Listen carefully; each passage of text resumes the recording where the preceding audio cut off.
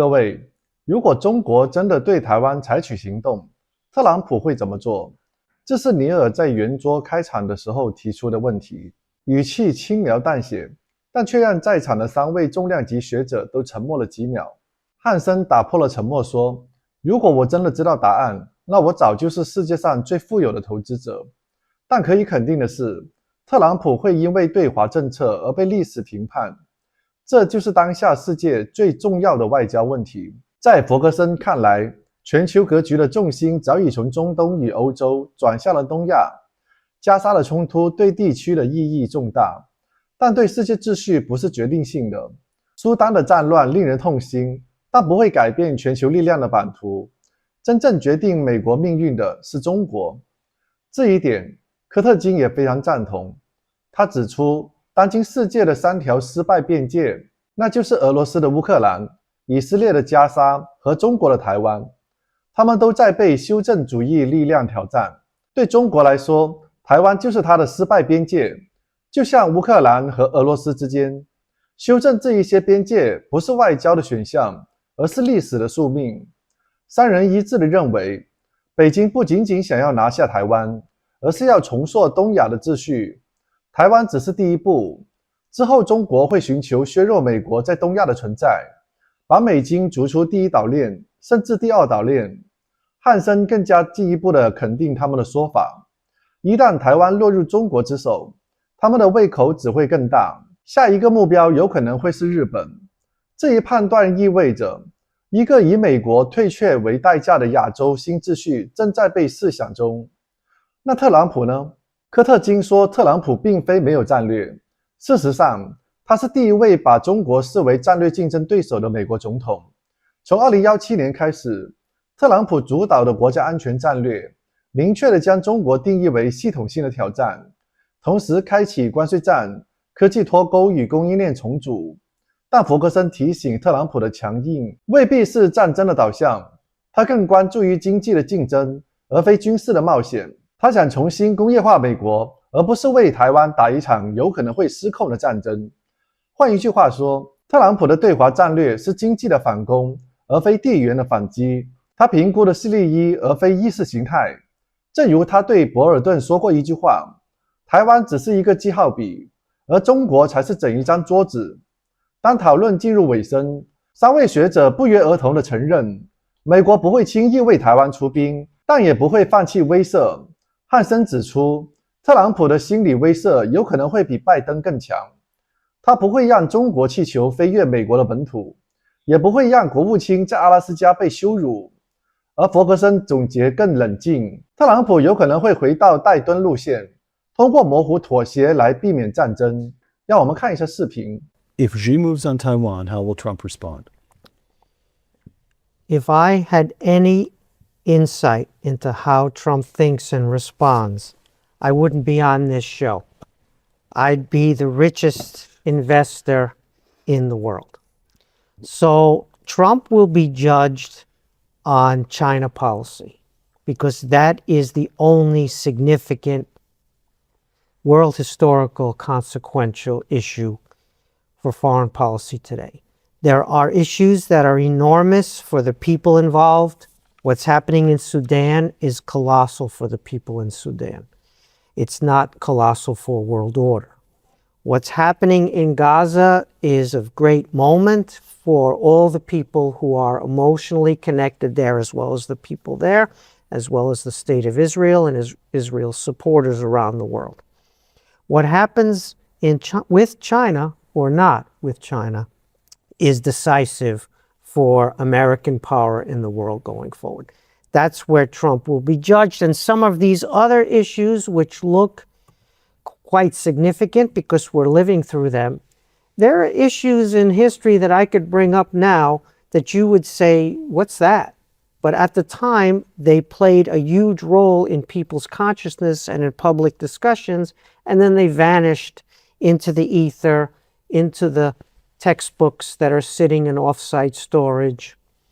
So the China one is in fact the big one, so that's correct. What Trump will do or won't do is anybody's guess, including Trump's guess. Can you give him a preliminary grade? He doesn't know. But this is what's going on. So China has announced that it is going to be able to do this if it wants. Take Taiwan. And not only take Taiwan, collapse American power in East Asia. So you have three borders of defeat in the world today where America is vulnerable. With the Soviet Union, you had borders of victory. That meant that the Soviets could become a status quo power. They could do détente. They could sign the 1975 Helsinki Accords, which for us was a human rights agreement recognizing human rights, and for them was recognition of their post-World War II borders, because remember, they had won. Right. Ukraine, borders of defeat for Russia. Israel, borders of defeat for Arabs in the neighborhood and for Iran. Taiwan, borders of defeat for China. So there are revisionisms going on to overcome borders of defeat. That's not something you negotiate. That's not something you reach détente on. China, Russia wants to roll back American power in Europe. Iran wants to roll back American power in the Middle East. And China wants to roll back American power in East Asia. And they have a kind of entente cooperation, not a formal alliance, engaged in this anti-Western project. And so the goal is not just to take Taiwan. That's important. It's clearly a high priority, and they're going to do that one way or another. Either Taiwan is going to capitulate and they're going to get it for free, like their ancient military analysts talked about how you win a war, or they're going to fight for it if they feel that that's necessary. But that's just the beginning of the story. They are then going to revenge against Japan. Japan's atrocities against China in World War II, that's on the agenda. And they're going to hit Japan back for that. And so Japan's ability to withstand China is in question. They're also going to evict American military bases from South Korea, from the Philippines, if they can, and push America back to the second island chain, off the first island chain as it's known, and maybe beyond the second island chain. And remember, the appetite grows in the eating. People say, well, Xi Jinping only wants Taiwan. Once you get that, if you get it, which is still a question, your appetite grows. You want the next and the next and the next. And so if he's successful in collapsing American power in East Asia, in evicting us from the first island chain, then maybe he wants more, or maybe his successors want more. So what are we doing about China? That's the only question in foreign policy that I think is of the greatest moment. Can I say that that's the question that Donald Trump asked on the campaign trail in 2015-16?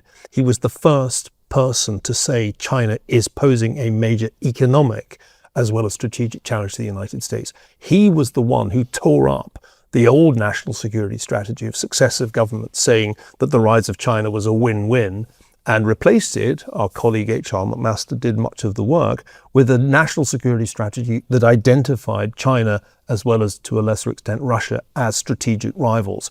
Now, I think there's an economic dimension to this, Steve, which you left out. I agree with what you say about China's goals, but I think the key from Donald Trump's perspective is economic more than it's geopolitical.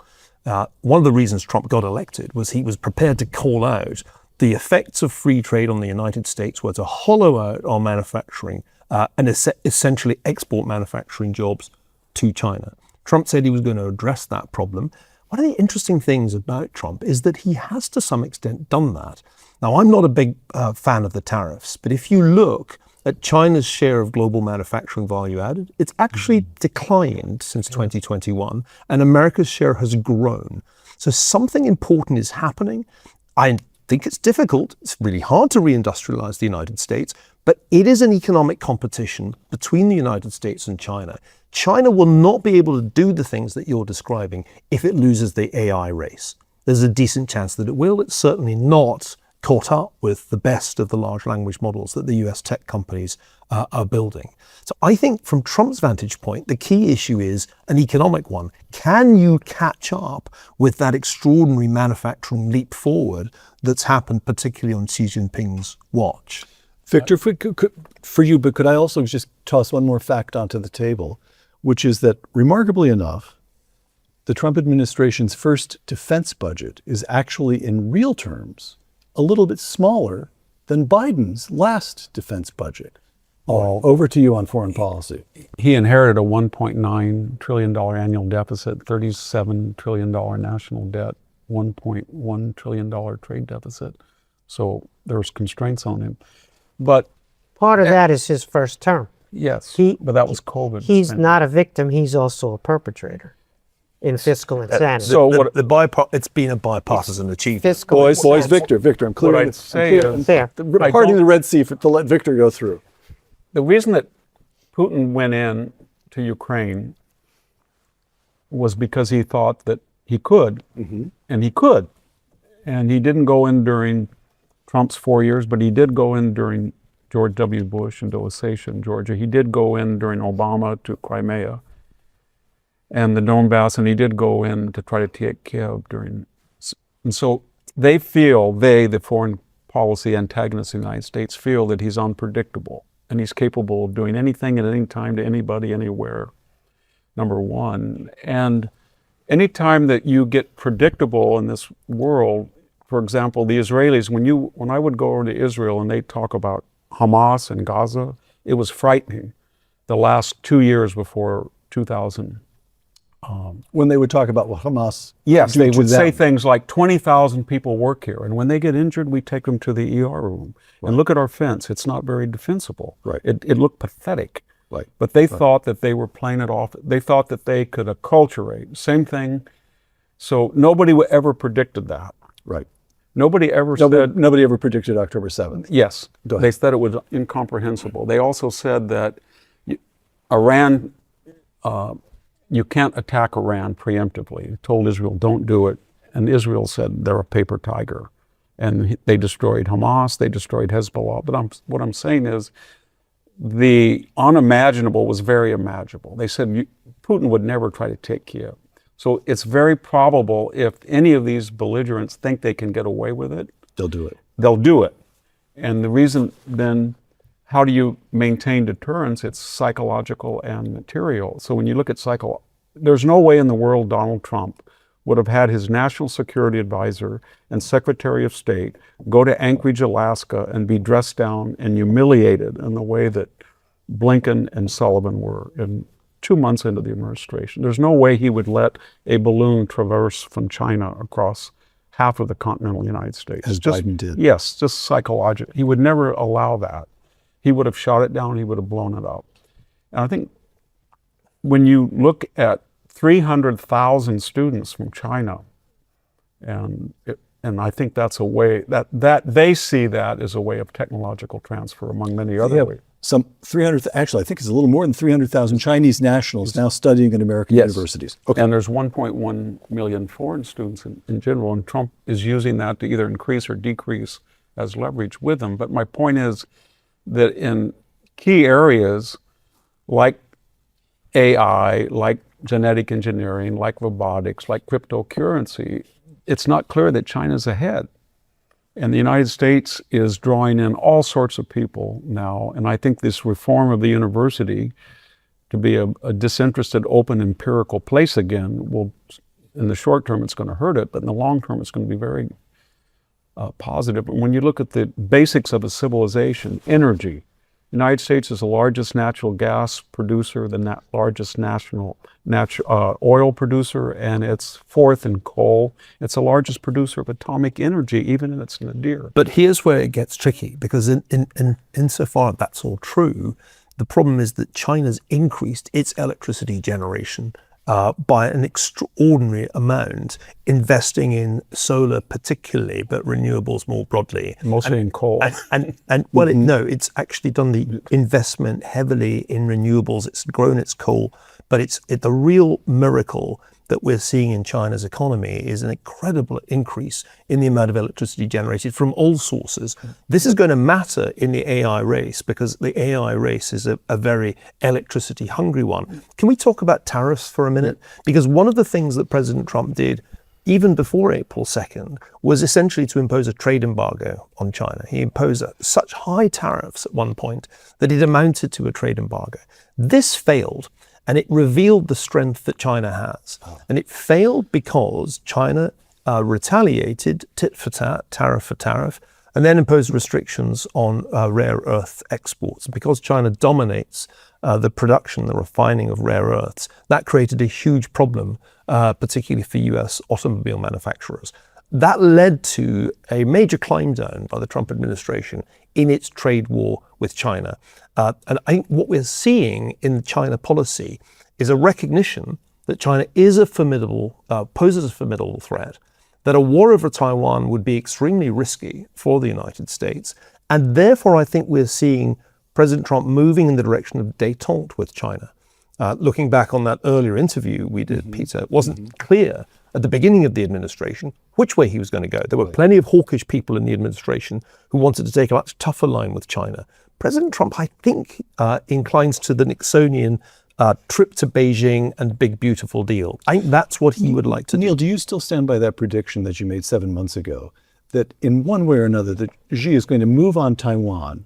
Now, we didn't have time to show the whole, but you also said there are more ways of moving on Taiwan than simply imposing an embargo. But one way or the other, he will move on Taiwan during this second term of President Donald Trump. Do you stand by that? Yes, there are different ways it can be done. I don't think an invasion's ever been very likely, nor even a blockade, but you could imagine a quarantine, a loose disruption of Taiwan's trade, or you can imagine a diplomatic move of the sort that I think we're already seeing, which is that President Trump says he wants a meeting with Xi Jinping. They're probably going to meet at some point next month.